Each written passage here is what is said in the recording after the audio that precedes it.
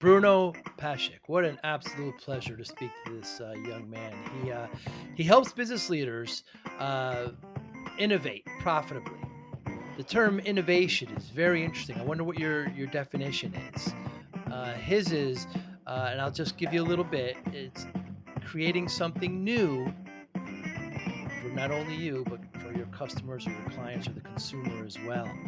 A very interesting discussion on innovation itself, the difference between innovation and invention.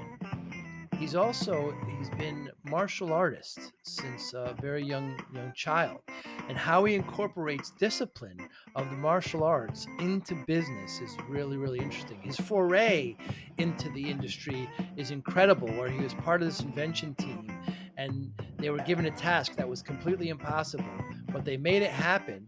So when they made it happen, nobody wanted to buy it because they didn't think it was possible.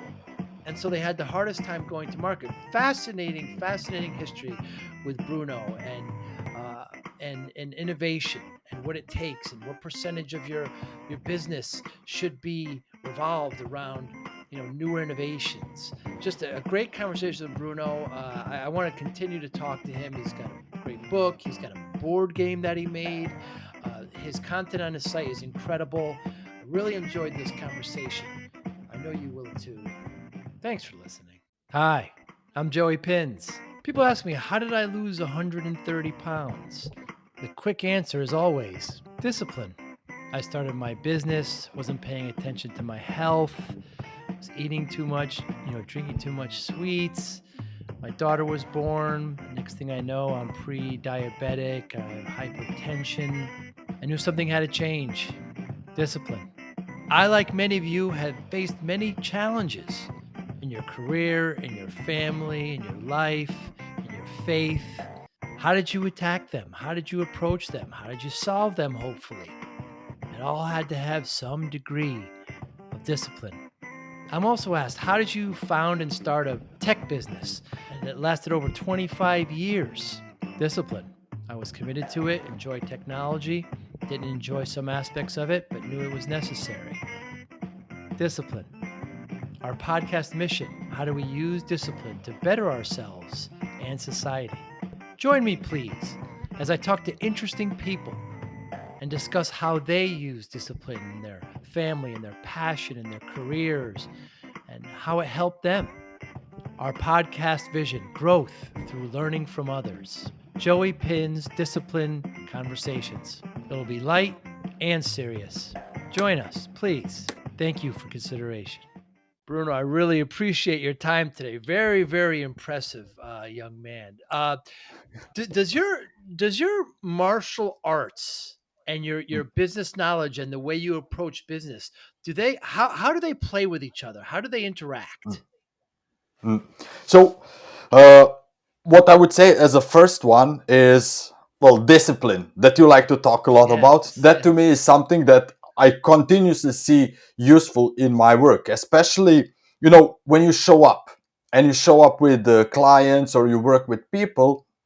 If there's no discipline, it can be difficult to follow up, etc. But a few lessons that I've taken: one, when you're on the mat, it's all about respect. Even though we are sparring and we can go hard at each other, trying to beat each other up or throw each other, at the end of the day, we have respect for each other.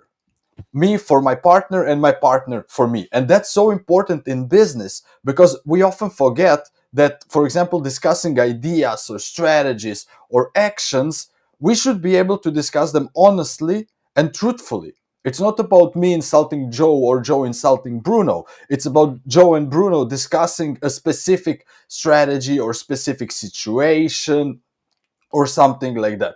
So that, I think, is something that's getting lost more and more, kind of this art of respectful Hmm. engagement that's still intense. Then another thing that I look at is, uh, besides respect, is this concept of distance. So in any martial art, distance is quite important. If you look at boxing, wrestling, traditional Japanese art, how far or close can you stand to the opponent, it can determine your victory or loss. So for example, if you were looking at, well, Muhammad Ali or Mike Tyson, or if you look at European boxers like Vladimir Klitschko, they all have different boxing styles that are Yes. connected to distance. So Vladimir Klitschko always had this technical long distance using his long arms to keep people far away.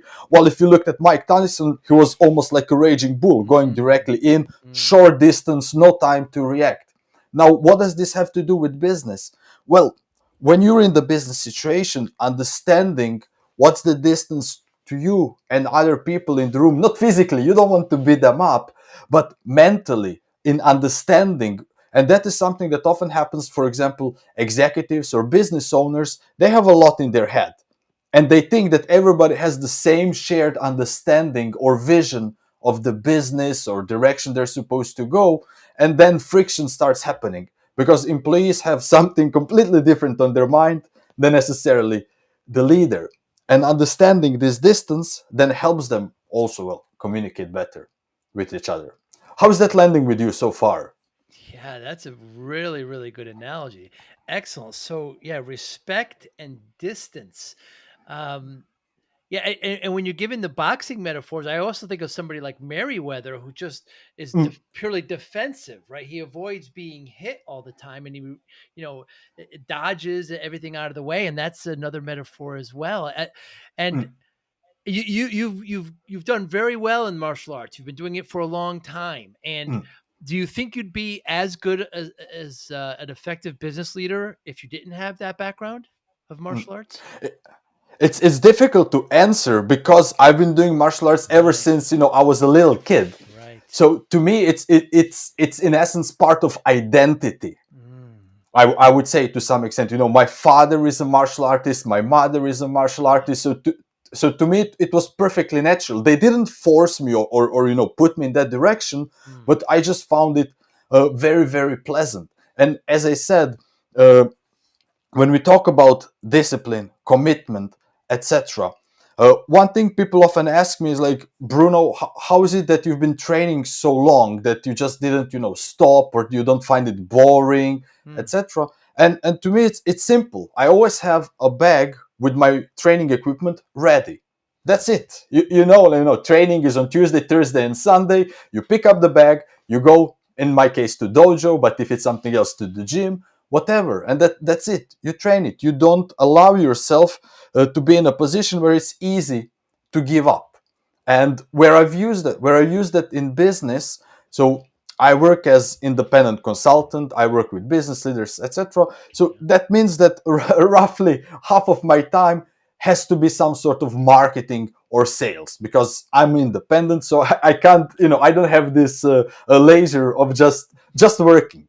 And what I decided for myself is I only want to work with people that are serious about doing something different.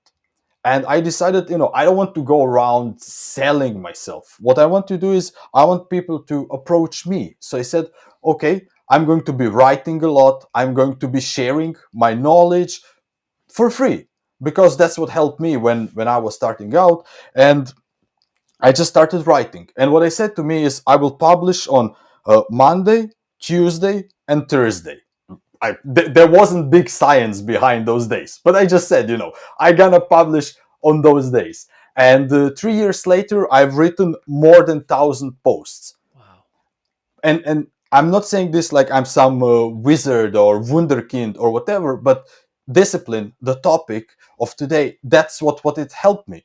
I don't always feel like, oh man, I now need to write some of these things, but you go and do it. And at the end of the day, it all accumulates. Like all these small things, they accumulate to success, they accumulate to something meaningful. And well, so I'm not claiming that's the ultimate truth in the world. We know there are different people, but for me it's been working out so far. Yeah, absolutely. So you help business leaders, innovate profitably. Now, when you're Mm, talking to some of them and you discover that they don't have some of the discipline, the respectfulness, the distance that we're talking about, is it something that you can teach? mm, Or Bruno, or can do they have to does it have to be part of them? mm. It's very interesting. Kind of, can you teach manners? I Right. guess that's Huh. that's the question. So, for example, What really shaped my approach to working with adults is actually my experience training children. Hmm. Because when you have an adult coming to the dojo or gym, whatever, you can tell them, you need to bend 45 degrees, try to lift your arms like this, try to move a little bit diagonally. If you tell that to the kid, they're just gonna look at you like, Right. what are you telling me? To kids, you need to show them. You need to show them the role. You need to show them the physical move and then help them through that move because they're not so articulated. Mm. As kids, we have pretty unarticulated and wild moves, but that taught me a specific level of patience that, surprisingly, I mean, I did not expect that. It really, really helped me in the situations that you describe. Because with kids, you cannot just tell them. You need to show them. You need to go it through them. They need to experience it. They need to practice it, and then you need to be with them to explain what is it that they experienced. And then I said, okay, I mean, why do we assume that adults wouldn't want to go through the same process? Like, you cannot learn how to throw without learning how to fall. Hmm. So when I see, let's say, that such behaviors are missing in an executive or lacking, first I'll draw their attention to it, and then I'm going to show it. What does that mean in reality? What does it mean to respectfully engage? And, well, I will. Okay, I will do it. Maybe your listeners will hear. One of the things I really like is ripping paper, Huh. because when we talk about ideas, concepts, that's what we usually discuss in business. It's not like that you and I will have some widget in front of us, but we will maybe be discussing introducing a new product or new go-to-market strategy or something like that. It's all intangible, conceptual. Hmm. So first thing we need is create a tangible artifact. Write it on a piece of paper, write it on a whiteboard, do whatever. And then together I start demonstrating this is what it means to respectfully engage. We go hard on that concept in front of us, but we remain gentle and polite with each other. Suddenly, we are not discussing each other personally, but we are discussing this concept that is in front of us. We can rip it apart, we can erase it, we can rip it to shreds. Doesn't matter. Ideas are free. We can always come up with a new one, Hmm. but we must respect each other. That to me is something that's been missing out more and more and more in today's society. Manners. I don't know. Maybe I'm old school, but I think manners are still important. Oh, I agree with you 100%. There's so often where, you know, good people can still disagree, but too often we see currently where, if they don't if they disagree with me, they're wrong, they're dumb, they're not smart, and eh, it's a bad discourse, and I think manners has a strong role in that. And the other point that you made about talking to children, I think it was Albert Einstein who said, if you can't explain it to a 12-year-old, then you don't know it. And it's very important. Do you often recommend to some of the business leaders that you coach to take martial arts? Uh, no, Hmm. for one simple reason. I love martial arts, but I don't try, to force it on people. So if people Mm. ask me, hey Bruno, what do you think about training this or that, I will give them a recommendation. What actually people often ask me is not for themselves but for their kids. It's like, hey Bruno, I see you've been training this for so long, I'd like to enroll my kid, what would you recommend? I And see. what I actually tell them is, uh, martial art by itself doesn't matter. Is it judo, jujutsu, boxing, Mm. something? What matters the most for your kid is the teacher. So select the teacher and the Mm. school, not the style, because they will be teaching your kids things that go beyond just physical movement. Because, as I said, they will learn manners, values as well, in a very embodied bodily way, not just through words. So they will be looking at what their teachers are doing and how they're behaving, not necessarily what they're doing. And some teachers have been just brought up in a specific martial arts style. uh, you know if you go to a competition school, what was very common, very old school approach was that they beat you up for 3 months, until you fall unconscious, because they were preparing you for competition. Wow. In order to compete, you need to be able to take a hit. I tell people, don't send don't send your kids to such places. They had a role like in maybe 70s, but that's not it anymore. So look for teachers that actually know how to work with kids. Hmm. And you can take the same thing to business. It's like, if you're looking for an expert to help you out, look out for a specific person with specific qualities, instead of, bring me one of the big fours or bring me that specific company. Forget about it. Look for a specific person and the values they represent, because you're going to be working with them. And why would you want someone who is completely different from the business and the values you are standing for? So to me, this alignment is very important in life, but I think in general it's something good. And I just want to briefly touch upon what you mentioned minutes ago, how the discourse today is, if we disagree, then we must disagree on all fronts. Right. And that is something, unfortunately, that I think is a very detrimental development, because having the ability to hold two opposing ideas is humane. That's normal thing. Why shouldn't we coexist? It should be okay to have different ideas. Like, like, just because you disagree with someone shouldn't lead to destruction, or what's now I cannot remember the English word, Name but throwing calling. out, yeah, excommunication. Excommunication. Yes. Yeah, yeah. Yes. Terrible. Yeah. I mean, by the way, I reserve the right to change my mind on any given topic given new evidence. You know, perhaps if we all shared that, we would be a bit more open to, instead of kind of digging in and saying, that no, this is it, I'm right, you're wrong, therefore you're not smart, etc. So you work with business leaders now. What was your first introduction into this skill set you've developed? What's your background on it? Mm, mm, mm.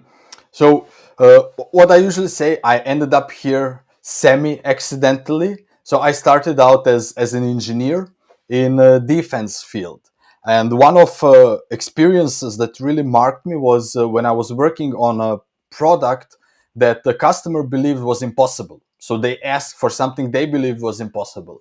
And me being a young engineer, working in a team of young engineers, we took that rather personally, Wow. and really made our best to actually make it a reality, and we succeeded. Now a shocker comes. The customer didn't believe us, and they didn't want to buy it. Not only that, but other people in the market also didn't believe us, so we had to send our product or prototype of it on basically a tour across the world so that people could see it. Now, to me, Hmm. that was a big shocker, because I thought, hey, if we do all the best things that we've learned as engineers, if we use all the best methods, if we do everything by the book, it should be a success. But it wasn't. Hmm. It was technologically successful, but it was not from economic perspective successful. And that's what triggered in me these questions. Is like, okay, what else is important? How people talk about things and how people talk about value is as important as what the actual product is. How do companies work? How do sales processes work? To me as engineer, sales was like alien world. Hmm. Give me numbers, give me nuts, give me manufacturing shop floor, I gotta deal with that. But then I realized, oh, it's actually the big picture that's important. And that opened for me at least Pandora's box, trying to go into those directions, and one thing led to another, and I ended up working in Europe, in Australia, in Americas. So that's why I say there was a little bit of accident Hmm. to it, but happy accidents, I would Right. say, in the end. Yeah, that's fascinating. It's a fascinating lesson to learn. A lot of people don't get to learn that lesson until much later in life. That's very interesting, because how you go to market is just as important as the actual service or product itself.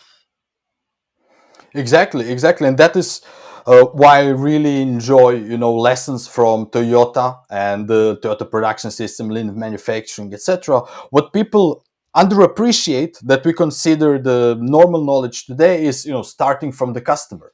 But if you look at 50s and 60s, Henry Ford, etc., it was all about producing and pushing that to the customer. Customer didn't really have a lot of buying power or voting power. They couldn't influence. But the world today is very, very different. It's the customers and where they go with their money, that have a lot of impact on Hmm. success of any business. So yes, I was happy to learn that lesson some 15, 16 years ago because it shaped my approach moving forward. And kind of when I work with innovation projects, I always say, yes, we are looking at the whole value flow, but not from left to right, but from right, customer, and then go upstream. So how does the value flow from customer up?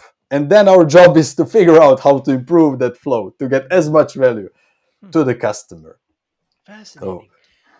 And when you work with business leaders, what are some typical? You've got a lot, so much great content. I watch your videos. You present very well and very concise. By the way, it's excellent content. So, what are some of the um, pushbacks from the leaders when you talk to them about about your process? mm, mm. so usually the pushback doesn't come immediately because when I discuss with leaders the issues and potential solutions and how to approach them, it all sounds like common sense. Mm, For example, just a simple example. When we're talking about specifically investing in ideas and innovation projects, you should never invest in innovation project that doesn't have clear ownership. Very mm, simple thing. So ideas don't get executed by themselves. It's Bruno and Joe that will maybe bring an idea to life. But by itself, it will not manifest. That's why if you look at venture capitalists, they always say that they value more team than necessarily business idea, hmm, because team is competence of the team is the true multiplier, not necessarily the idea itself. So when I discuss that with a leader, they nod heads. It's like, yes, of course, this makes total sense. And then when you actually start looking at the numbers, when you ask them, okay, can you present to me, last 10 or 20 ideas you invested in, and we start working through it, and you have three that actually have no clear ownership. But why did you invest that? Oh, that idea was suggested by the CEO. That idea, I liked it. It made sense. Doesn't matter that it made sense to you, because you just put money on something that will never materialize because there's no accountability. There's no one assigned to it. So going back to how I talked about working with kids, show them. So and then the pushback starts happening in terms of excuses. Why did they do that decision back in the day? Doesn't matter. I mean, past is past. The question is, how do we do it next time? How do we build detection systems that will raise red flags so you can behave differently? And this is, for example, when people talk about measuring things, setting objectives is about reaching them, but instituting indicators is about changing behavior. Like when we talk about speedometers in a car, we don't have them just to have them. We have them to change our behavior. If you're going too fast, so you're comparing your speedometer to the speed limit on the road. If you go over, well, I hope you're slowing down. hmm. You're changing your behavior directly to the thing around yourself. But somehow, when we go into organizations, that that doesn't happen there. For example, I Hmm. was in an organization and they had beautiful dashboards measuring number of calls, time to answer, etc. And they're showing me that. And one of the dashboards is red. And I asked them, what does this mean? Well, it means that this is bad and someone should look into it. I'm like, okay, I mean, that's cool. How long has it been there? For 3 weeks. Oh, I mean, well, no one has looked into it. And then, of course, they start giving excuses, and they're all plausible. We are understaffed, we cannot address it. It's actually not so critical. Okay, but then update it so it isn't red, remove it, do something about it. Don't just keep it as a wallpaper. And this is something that is difficult in organizations, is like changing these behaviors that's been there for so long that they're not even challenged anymore. Wow, how apropos! I my firm Mhm. actually creates dashboards and for some applications, and we run into this all the time, and we have to put alerts if it exceeds a certain amount, start emailing people, and then they start ignoring the emails. And again, like you say, their answers are plausible, but still, then change the metric or do something about it. Very, very interesting. And you have some uh, you kind of demystify innovation itself, Mm. and you have 20 and they're all great. Perhaps you share a couple with us. Great video. We'll put links on. I want everybody to watch it, but just innovation itself. Please speak to that. First, thank you for doing your homework so detailed. Just before I go into that, uh, just to share with the listeners what innovation is to me. I'm not Mm, saying this is the definition that everybody should follow, but I think it's important because innovation is one of those things. You will ask 10 people, get 20 definitions. mm, So to me, innovation is about something new that creates value. New to you, the innovator, and to the customer, not to the history of mankind. I mean, we are quite inventive. We came up with a lot of stuff. yes. That shouldn't be your measure for new, but rather if you ever done it and if your customer has ever seen it. And then the value has to be for the customer. That's easy part. Everybody understands that today. But the value must also be captured back by the innovator. And that is why I talk a lot about profitable innovation. It doesn't matter how innovative you are if you go out of business. Mm, Then no one is going to be able to keep using your products and mm, services and offerings.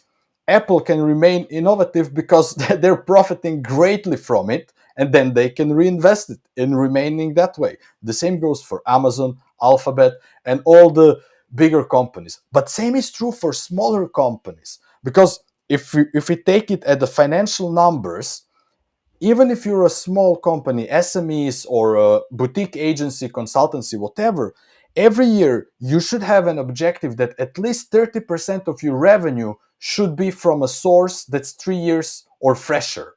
mm, So at least 30% of your revenues every year should be coming from relatively new products, services, and offerings. Because if not, you are unwittingly at the risk of both disruption, but also going out of business at any moment if specific customer segment dramatically changes.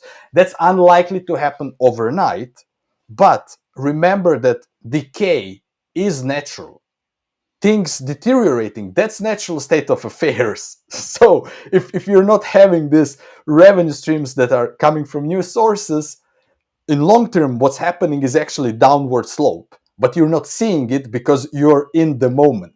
But if you mm, zoomed out for 5 to 10 years, because the value of money is deteriorating or reducing over time, inflation and all the economic not nonsense, but something that's sometimes difficult to comprehend. All of that is always at work. So that's why you continuously need to get revenue streams that are from fresh sources. But you asked me about myths or what I'm trying to do. It's again connected to what you nicely summarized in if you're unable to describe it to a kid, then you don't really understand it. yeah. And to me, no, there's a whole business around innovation or strategy or pick whatever topic. And people that are in the business of selling products that don't necessarily improve the end state of a client, they're also in business of mystifying that, mystifying data, mystifying analytics, mystifying innovation, trying to make it inaccessible through using complicated words or diagrams or whatever.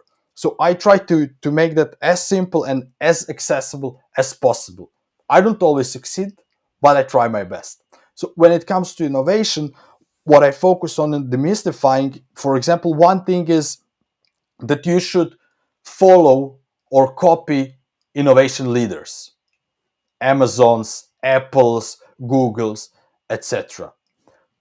That doesn't work. What you're actually better off is learning from all those that have failed and avoiding their mistakes instead of trying to copy the best practice. Why? Because best practice are very situational Mm, to every organization, even to your neighbor across the street.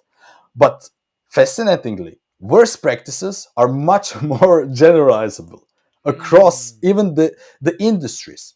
So there are two researchers. I'll share both, just for illustration purposes. One was looking into survivors of plane crashes. So they were looking at, okay, what are the key elements or what's shared between all those that survived after the plane has crashed.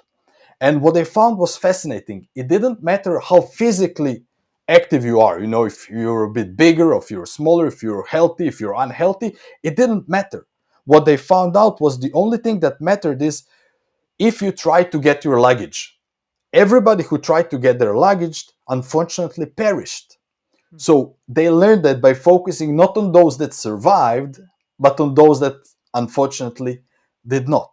And there was a similar research also from planes where they were looking, I believe that was World War II, they were looking at the planes and where they need to be reinforced. So when the planes landed, they would be looking where are the bullet holes. And they said, well, we want to put plates on those parts.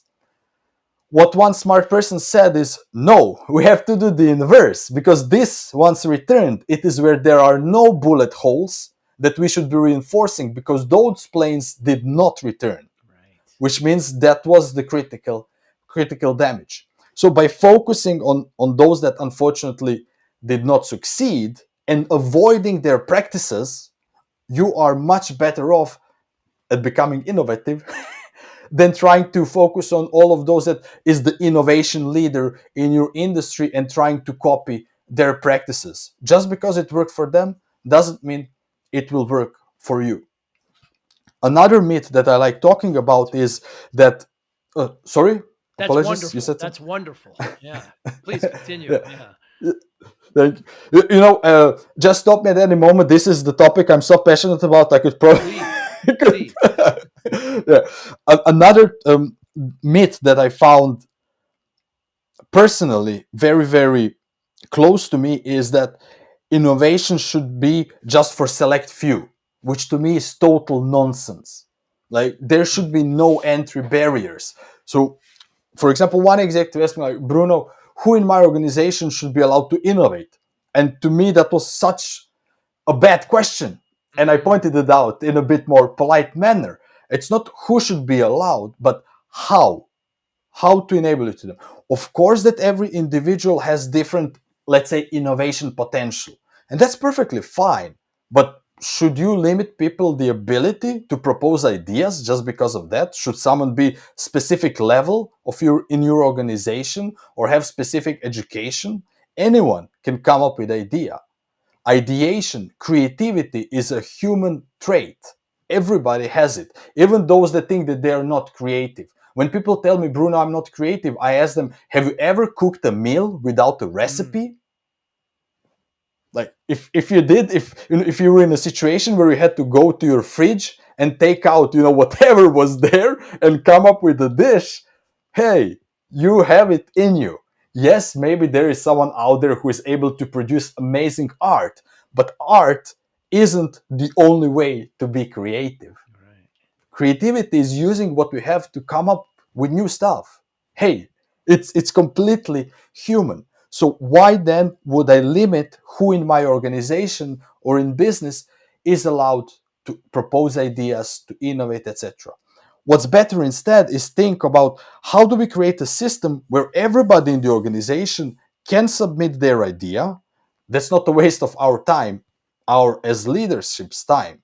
And this is where it gets a bit personal to them, because they quickly realize they might not be doing the business as well as they thought they'd be doing.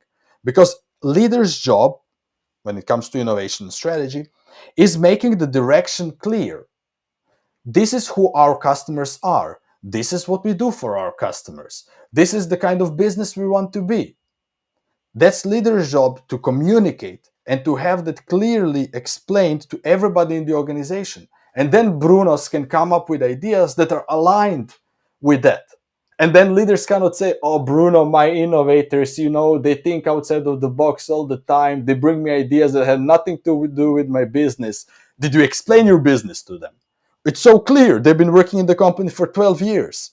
Yes, and what does time spent mean for understanding? Mm. You can be ignorant for 50 years, easy. Fascinating. Now let's go back. Incredible examples, Bruno. Let's go back to your description or your definition of innovation. Anything that's new to you and to your customers, correct? Yes. So how iterative and how small can that be? Can it be a new feature in an application, or does that just the whole application? Mm. That's that's a good question, and something especially when people start to trip a little bit. So Mm, when we talk about newness, or any newness or value, we shouldn't consider it necessarily binary, but more like a continuum. Like how new is a valid discussion. mm, To me, new feature would be less risky than new application, right. but both would to me qualify as new. Now, if we want to go into philosophy of innovation or methodologically describing, is this iterative, is this adjacent, is this disruptive, radical, transformative, etc., yes, there is merit to it, but in most cases it doesn't matter. If you believe it will create value to the customer and you will benefit from it, you should just go and do it. The more or the further on new continuum it is, you just have to be aware that it will be more and more risky. Like if it's really totally completely new to both you and the customer, that means that you have both expense of educating the customer and building up capabilities. So if you never did this before, maybe you will need to hire new people, maybe you will need to hire experts, maybe you will need to go and acquire a company if you're a bit larger, whatever.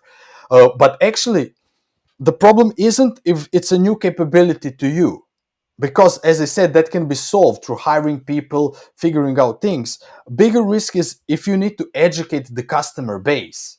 That is actually the largest risk because you might end Mm, up in a situation where you spend a lot of money to explain to customer why would this be interesting to them, and bam, you have someone else coming into the market and actually selling to an educated customer. If you look at Apple's playbook, that is it. So mm, Apple is rarely the first one with their products, but when they actually do come to the market, it's a superb product mm. because the customer has already been educated on the smartphone, on mp3s, etc.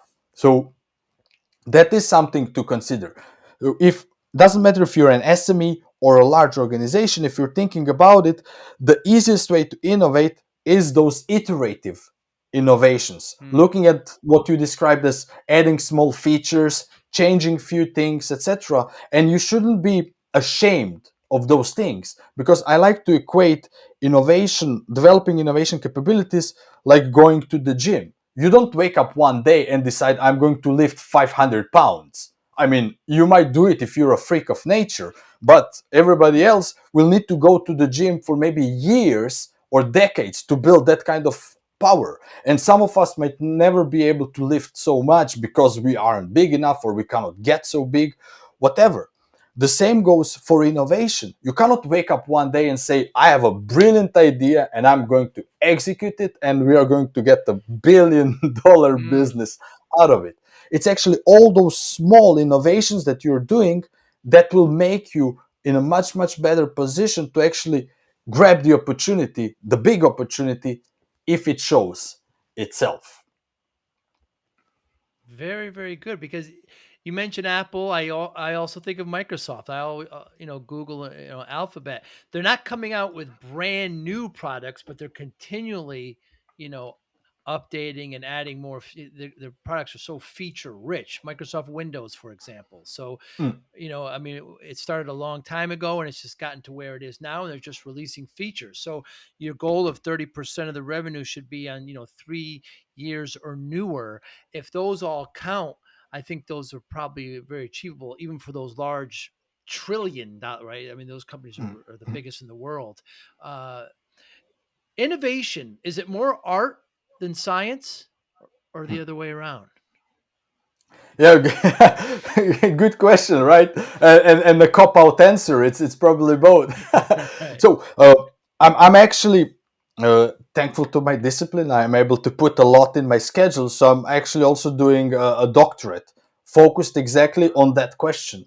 And I'm going to share my position right now that Yeah. might change in a couple of years. So there's science to innovation, and that is what I believe is the technical side, the process side of innovation. How do we work with ideas? How do we develop ideas? How do we test ideas using scientific method, iterative approach? How do we set up teams? How do we set up innovation strategy? I believe all of that, there's a science to it. There's a process that can be made, standardized, and improved. But there's also art to it, which I call human side, and kind of that is, if you look at how much knowledge mankind has produced, what differentiates us from other races that are intelligent is our ability to build on that knowledge. So every generation is able to build on the knowledge of the previous one.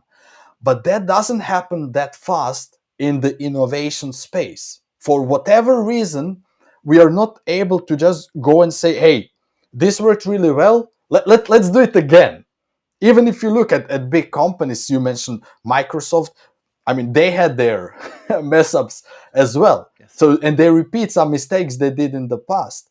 So, to me, that is where the art comes in with a big question: why can't we reuse what we learned, and why do we actually lose so much knowledge and insight between the generations? I have no answer. I have only questions for now. Me too. Very interesting. So you say both. You say it's art and science, and the science is more the, like you said, this the strategic, the standard operating procedures, the method at which we iterate and test, and whereas the art side is more of the creative. uh when I talk to some musicians, and I just ask, the process of making music, is it art or science? And some of them will say, well, we're in a studio, it's all engineering, but the art itself, and then the art is actually making the music and thinking of the lyrics and making the melodies. And then I talk to some other artists and they say it's all art. Isn't science art? They just, everything is just kind of that flowing and constantly kind of changing element. And it's fascinating to hear answers to that on both sides. Now, among all of these skills that you have, Bruno, it's hard to find out where you stop, because you wrote a book, you made a board game. Talk to me about playing lean. Yeah. So, thank you. So, the board game actually came out of very specific situation. Somehow, it's all connected to kids again. The more I talk to you, the more I realize how things are connected. So, it was a situation where a friend of mine, Simon, who is also a co-creator of the game, he actually had the idea first. When he was working with executives, he found out that you cannot just give them a book and say read a book and then we try it out. What he liked to do is basically find the board game and then use the board game to play with executives and then start doing the practice. Hmm. He wanted to do the same with the lean startup methodology. So it's one of the methods for developing businesses in an iterative manner. And there was no board game, so he decided, okay, I'll try to make one. This is how we met. And what I'm most proud of is that we use the iterative approach that the game is teaching to develop the game itself. Test with customers, understand what they don't understand, that fill it in. Don't ask other experts because it's not for other experts, but for customers. And an important failure happened in that process. So we tested the game many, many times, and we decided, okay, now it's good enough. We are going to crowdfund it. And we selected Kickstarter for the platform, and we failed miserably. Hmm. Now we decided to look into, okay, who were the people that were actually supporting, and we realized that we thought that our customers would be players who wanted to learn the method. What we learned is that our customers aren't the players, they're the users. The customer is actually the educator, a consultant, a coach, a professor that wants to teach the method. Because in reality, why would the player want to play the game multiple times? You play it once, you learn what you need to learn, and hopefully you're using it in your business. Mm. And then when we learned, hey, our actual customer that's going to pay for this are people like that, we had to learn what's important for Mm. them. And that is why we learned it's important how it looks. It needs to look good on the bookshelf. It's not enough that it's a game. It needs to be supported by thought leaders in the industry. It needs specific things. And then we added that to our product, and it was a stellar success. So now it was sold out a couple of times. We are in the new iteration. It's out there. Very proud of it. And it's kind of, as I said, what I'm most proud is that we use the process that the game teaches to create the game Hmm. itself. Hmm. Now, the reason why games work in general, when people wonder, like, won't this be a gimmick? Won't people laugh me out of the room? Yes, that's a risk if you have a very childish and immature game. So remember that the purpose of any business simulation is to create an environment in which you can learn specific things. To make it more specific, in playing lean, people pretend that they're a specific startup and they're all competing for their first 100,000 customers. It's a turn-based strategy Uh, game. So what people are doing in the game, you decide, am I going to develop my product, and am I going to learn more about the customers, am I going to train my people, and I'm trying to sell my product. And even though it's limited options, what actually happens throughout the game is you make a lot of real decisions in a fake scenario, but the emotion is real. hmm. And then when you finish the game and you go back to your business, you're able to say, hey, remember when in the game we didn't learn what the customer wants and tried to sell it anyway because we believed in our product and then it failed? Hmm. Maybe we're in that situation right now. Even though we've been in business for 7 years and this product is selling quite well, that customer we're trying to sell it right now isn't our existing customer. So maybe, just maybe, we should first speak to them. And that's enough. That's the effect you want. That bridge from simulation to reality. Because a lot of classroom training fails because there is no bridge. You go, you might get the best speaker or the best expert in the world. If you don't do anything after that lecture, you're gonna lose it. I think the number is what, 1 week to forget 70% of what you've been told. So Wow. it's pretty bad numbers. Yeah, yeah, I could definitely see that. I try to take notes, and then how often do I go back to those notes? I try to, have one or two or maybe even three takeaways. Yeah, but it's hard to do that. As you speak and describe, what is the difference between an innovator and an inventor? Mm, good question.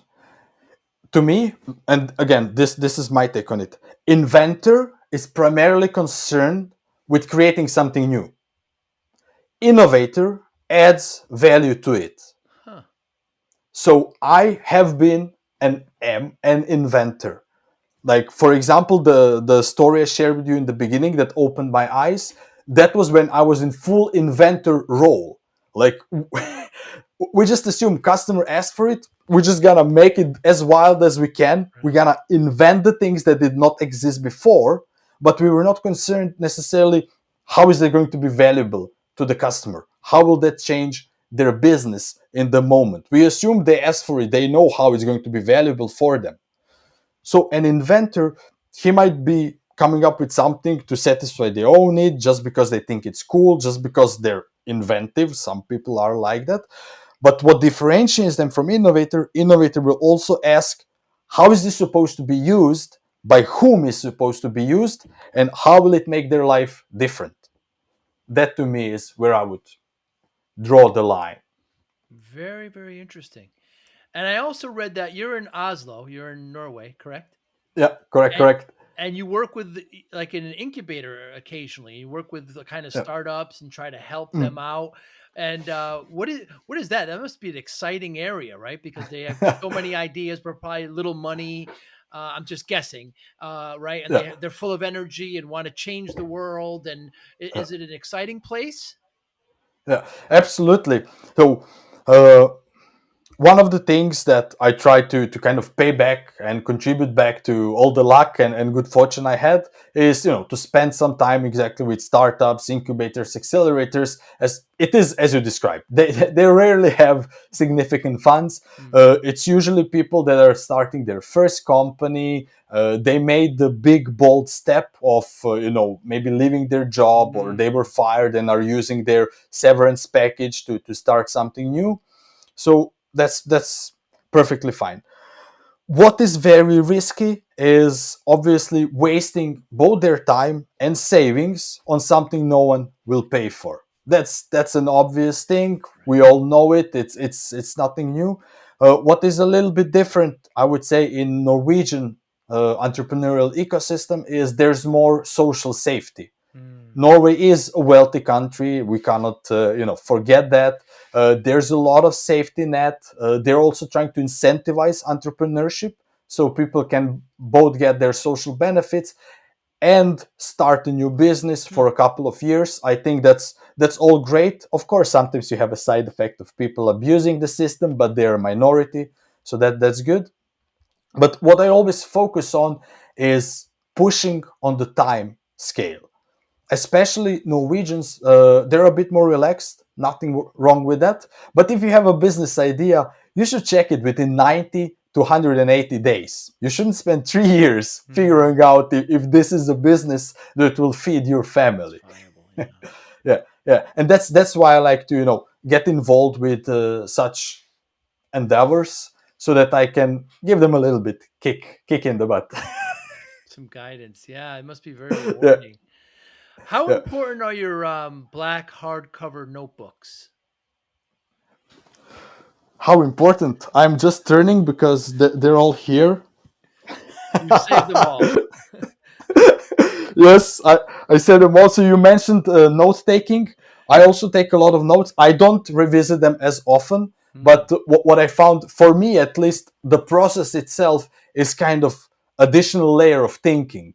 Again, I'm not saying this works for everyone, but it works for me. It's almost like a second brain. Some people like talking to themselves. I talk to myself through such written word, and I think that's it might be a bit crazy practice, but to me it's always, when you take a book, people think that you should just read, but to me, to learn from the book, you want to have discussion with the author. Of mm. course, author is not there with you, so then the only way you can have discussion with the author is to ask questions to the book. You read something, what does this mean? What do you mean by All this? right. Tell me. And you try to find the answer in the book. You don't call the guy, he might have passed away 100 years ago. But to me, it's that, adding interaction to this whole process. And at least to me, it helps greatly learning new concepts, applying them, and then closing this loop. You see something new, cool, you try it out, you reflect on it, you see, did it work, didn't it work? And then you try again and again and again and again and again and Yeah, I write everything down too. Maybe I'm old school like yourself. It's just the process of kind of seeing. I always have a pen in my hand. It's just the process again. of seeing what you write as well. Just kind of helps you. It helps my process anyway. And I enjoy it. I generally don't save my notebooks. I generally scan them in and keep them somewhere digitally. I don't know if that's better or worse. Just my method. We started the conversation off with discipline, and do you consider yourself a very disciplined person?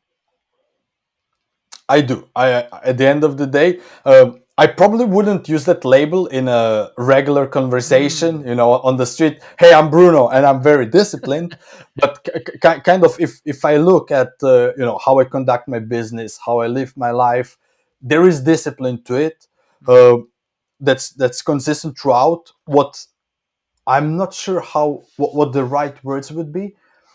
I I would say, or something I'm trying to maintain and I'm proud of. There is discipline, but there's flexibility in the Mm. discipline. It's not a rigid type of Mm. discipline. Mm. People sometimes confuse that. They think, oh, you put it in your calendar, 8 in the morning. It has to be 8 in the morning every day. It doesn't. It just needs to happen that day. At least that's my approach Mm. to discipline. Kind of, okay, things need to happen. I can rely on them. I don't need to think about them, but I also accept the flexibility.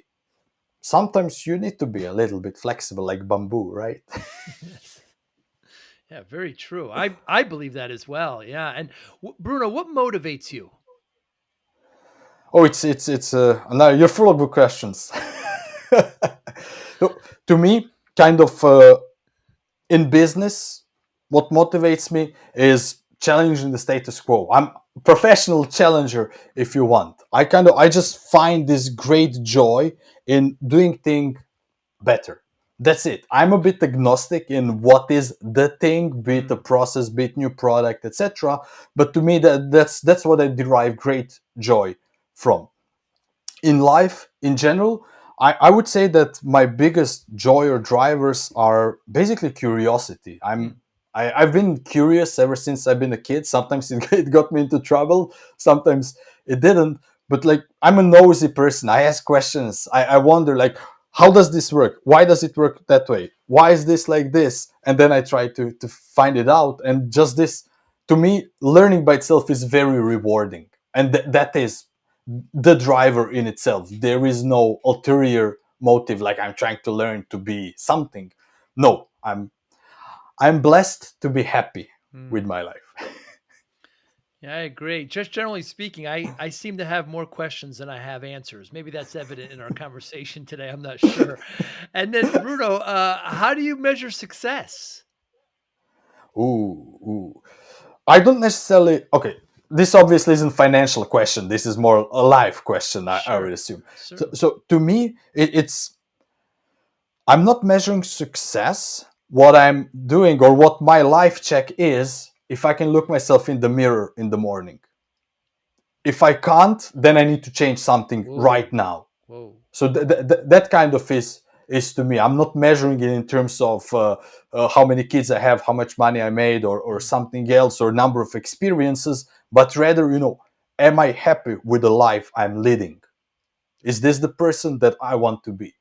If the answer is no, dramatic action immediately. I had it only twice in life, mm, and I'm sure there will be, you know, a few more. I still have years to live, but that is my metric or indicator. Indicator would probably be a better mm, word. very well said. Bruno Pesec, what an absolute pleasure talking to you. So, I feel like we just scratched the surface here. I'd love to continue the conversation. How can we get in touch with you? How can we want to know your website, how we can get your book, how we can get your game? There's so many ways.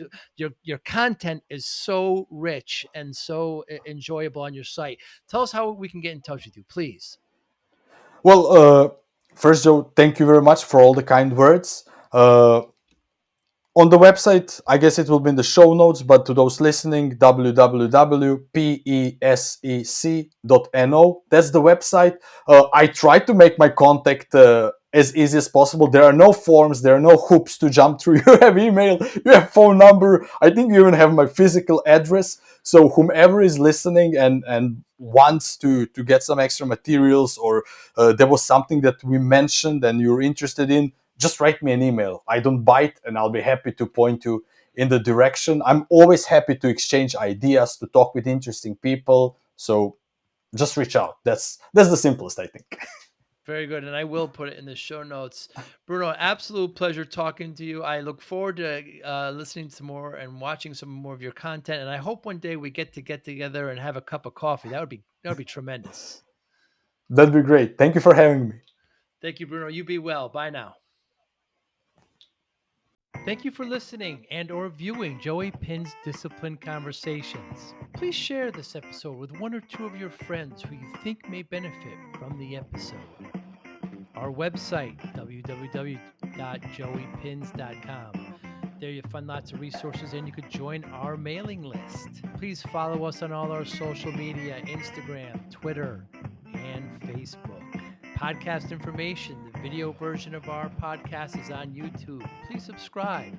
Audio is on all major podcasting platforms. Please follow them. And if you like it, please consider giving 5-star rating. Would really appreciate that. Would you like to financially support the podcast? You can go to our Patreon site. Consider $5, $10, or $20 a month. There's all kind of plans that we have there. There's like a one-time payment. What is this podcast episode worth to you?